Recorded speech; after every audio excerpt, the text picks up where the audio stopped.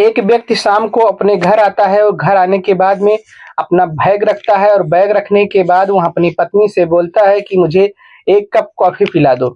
उसकी जो पत्नी होती है वह किचन में जाती है और वहाँ से 1 कप कॉफ़ी लेकर के आती है और कॉफ़ी अपने पति को देती है और उसका पति सोफ़े पे बैठ के कॉफ़ी पीने लगता है। लेकिन जैसे ही कॉफ़ी की पीता है उसे अचानक से उल्टियाँ शुरू हो जाती हैं। जब उल्टियाँ शुरू हो जाती हैं तो घर वाले बगल में ही एक छोटा-सा हॉस्पिटल था, वहाँ पे लेके जाते हैं। वहाँ पे पता चलता है कि जो कॉफ़ी इसने पी थी उसमें ज़हर था। दोस्तों, यह घटना है यूपी के मुज़फ्फरनगर की, जहाँ पर एक अनुज नाम का व्यक्ति था, जिसकी अभी हाल 2 साल पहले एक पिंकी नाम, जो गाज़ियाबाद की रहने वाली पिंकी, इससे शादी हुई थी।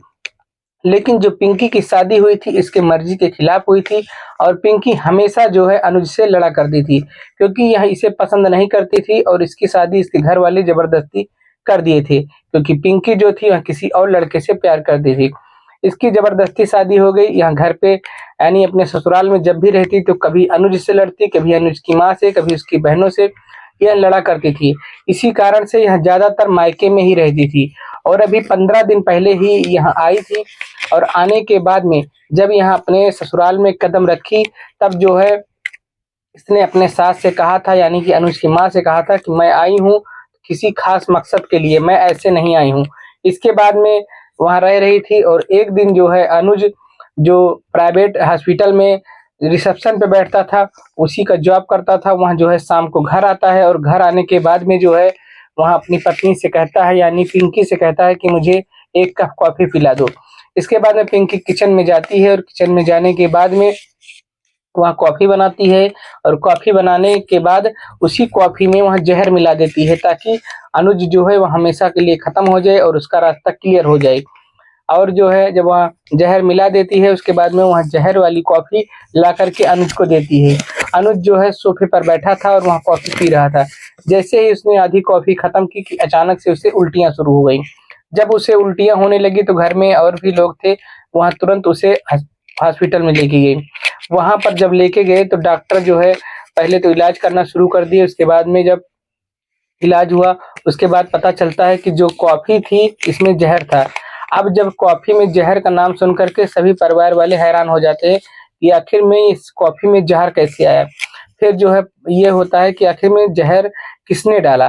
तब जो है लोग शंका करने लगते हैं, शक करने लगते हैं कि कॉफ़ी तो पिंकी ने ही बनाई थी, कहीं उसने तो नहीं ज़हर डाला है। इसके बाद मामला जो है पुलिस को सौंप दिया जाता है। जब पुलिस आती है तो पुलिस पिंकी को उठा करके ले जाती है और उससे पूछताछ करना शुरू कर देती है। जब पूछताछ शुरू हो जाती है तो पिंकी कहती है कि जो है मैंने ही ज़हर डाला था और मैं उन्हें रास्ते से हमेशा हटाना चाहती थी, क्योंकि मैं अपने ताऊ के लड़की के बेटे से प्यार करती थी और मेरी शादी ज़बरदस्ती जो है इसके साथ जो है कर दी गई थी। अब पुलिस वाले यह मामला सुनकर हैरान हो जाते हैं, क्योंकि जो है ऐसी-ऐसी घटनाएँ रोज़-रोज़ देखने को मिल रही हैं। इसके बाद में जो उसकी मीनाक्षी यानी कि अनुज की जो बहन थी, वहाँ भी पुलिस के बयान में यह कहती है कि जो है जो हमारी भाभी थी, इनका चक्कर अपने ही घर में एक लड़के से चल रहा था और इनकी शादी ज़बरदस्ती हुई थी।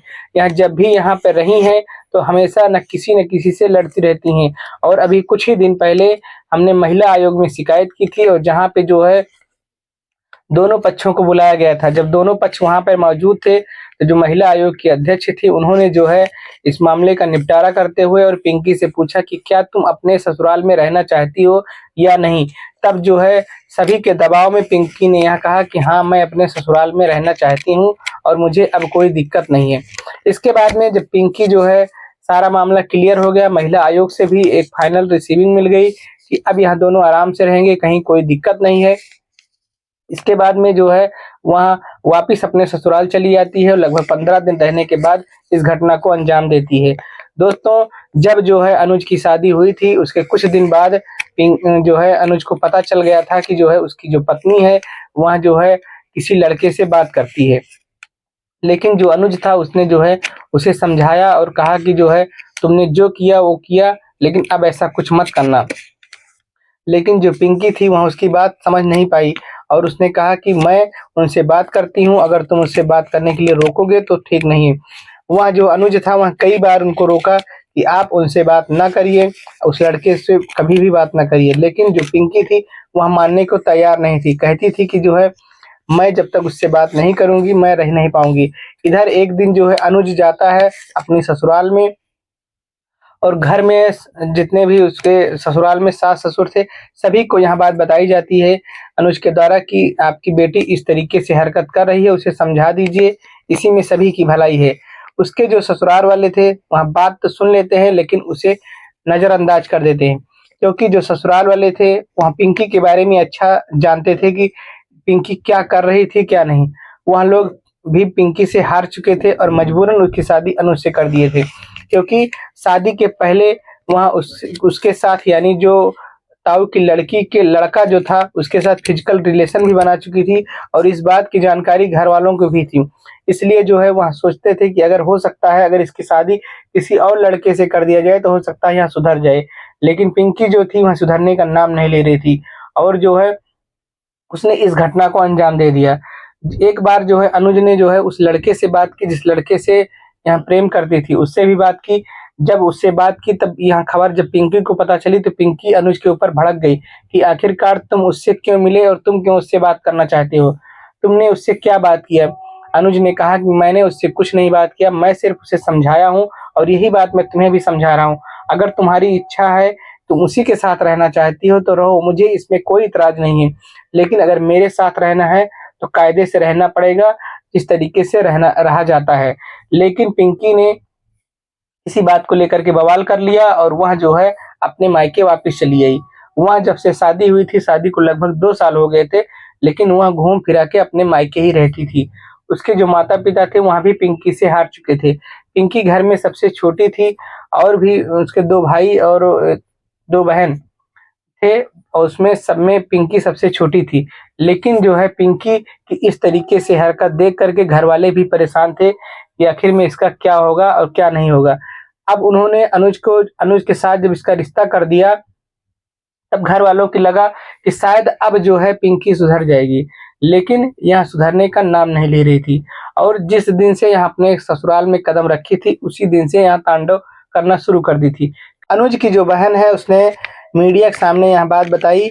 उन्होंने कहा कि जब जो है अनुज की हालत गंभीर थी, जब उसके कॉफ़ी में ज़हर मिला तो उसे अस्पताल में एडमिट किया गया। लेकिन जो है इनके ससुराल से यानी कि पिंकी के घर वाले कोई भी यहाँ पर जो है उसकी हाल खबर लेने नहीं आया, ना तो देखने आया कि आखिर में हमारा दामाद कैसा है। क्योंकि वहाँ लोग अच्छे से पिंकी के बारे में जानते थे कि पिंकी क्या करने वाली है और क्या कर सकती है। इसके बाद में जब वहाँ जो है अपने मायके में भी आई थी, उसके बाद में वहाँ सबको तानाशाही की तरह रहती थी, सभी को जो है उल्टा-पुल्टा बोलती थी। इन्हीं सारी हरकतों से जो है उसके घरवाले शायद उसको देखने नहीं आए। अभी जो है पुलिस जो है पिंकी को उठा कर के ले गई है और पूछताछ भी जारी है, और उस लड़के को भी उठा लिया है जिससे पिंकी बात करती थी। क्योंकि पिंकी हमेशा उसी से बात करती थी, तो उस पुलिस ने संदेह के दायरे में उसको भी उठा लिया है कि कहीं उसका भी तो हाथ नहीं है मर्डर में। इसके बाद में पिंकी से पुलिस ने जब पूछा तुम उसे रास्ते से क्यों हटाना चाहती थी, तो पिंकी ने कहा कि जो है अगर यहाँ जीता रहेगा, इसके जीते जी मैं उस लड़के से मैं शादी नहीं कर सकती। जब यह मर जाएगा तो मैं उसके साथ शादी आराम से कर सकती हूँ, मुझे कोई दिक्कत नहीं है, कोई आपत्ति नहीं होगी। लेकिन जब तक यह मेरा पति जीवित है, मैं इसके साथ जो है रह नहीं सकती और उससे शादी भी नहीं कर सकती। अब सवाल यहाँ था कि जीते जी इसके साथ वहाँ रह नहीं सकती थी, और इसके मरने के बाद वहाँ आराम से शादी कर सकती थी। इसीलिए मौके का तलाश कर रही थी पिंकी, और उसे मौका अच्छा नहीं मिल रहा था। आखिरकार वहाँ यह बात जानती थी अच्छे से कि कहीं जो है इस मामले की जो है खबर पुलिस को न लग जाए, उसके साथ ऐसा हुआ। पुलिस ने जब उससे पूछा कि आए दिन ऐसी घटनाएं हो रही हैं और तुम देख रही हो, तो क्या तुम जो है समझौता कर लेती या तलाक ले लेती? आखिर में पति को रास्ते से हटाने की क्या ज़रूरत थी? तब उसने बताया कि मैं बहुत मजबूर हो गई थी, मुझे कोई रास्ता नज़र नहीं आ रहा था, मुझे यही एक ही रास्ता नज़र आ रहा था कि मैं इसको रास्ते से कैसे हटाऊँ।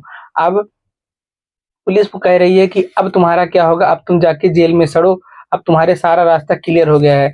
दोस्तों, यह घटना सुनाने का यही उद्देश्य था, इस कहानी को बताने का कि आए दिन ऐसी ही घटनाएँ होती रहती हैं, लोग किस पर विश्वास करें, किस पर ना करें, यहाँ बड़ी समस्या खड़ी हो जा रही है। यह हर एक परिवार के साथ धीरे-धीरे ऐसे होता जा रहा है। अभी हाल में आपने मेरठ में एक और घटना सुनी थी कि ड्रम में जो है पति को जो है काट के सीमेंट से ढक दिया था। और उसके बाद में एक यह दूसरी घटना मुजफ्फरनगर में, ऐसी तमाम घटनाएं आए दिन हो रही हैं।